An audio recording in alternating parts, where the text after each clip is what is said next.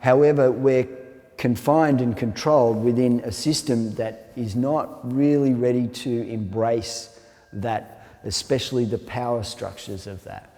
Consequently, psychedelic or teacher plant culture has been pushed to the edge of community, and it's not allowed to come to the center or drift close to the center, because it immediately questions authority.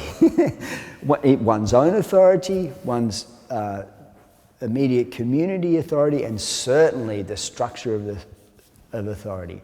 It questions what existence is. It questions money. It questions sharing. It questions all of these very, very healthy things. So it's a huge imposition into one's psyche, into one's beingness, which is what we need. I think that moment when we watched the Twin Towers go down and then Building 7 somehow go down was a psychic message to the community that humans have achieved insanity.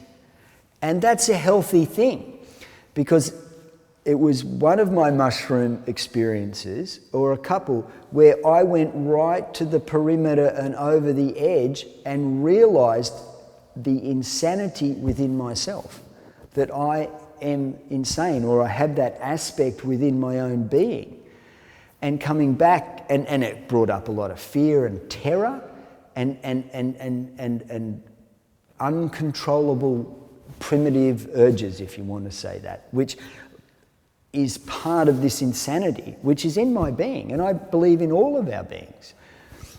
And to me, the Twin Towers was that example as a global species. It was a physical, psychic message that we have achieved insanity.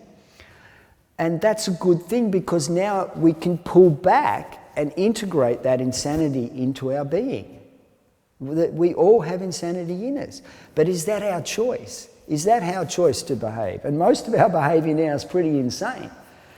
And you can imagine when the Whitey arrived here and landed and set up, you know, in Sydney Cove there, and within, I think, less than a month, they'd already shit and created so much pollution, and it had destroyed one of the water systems within 200 metres of where they were camped.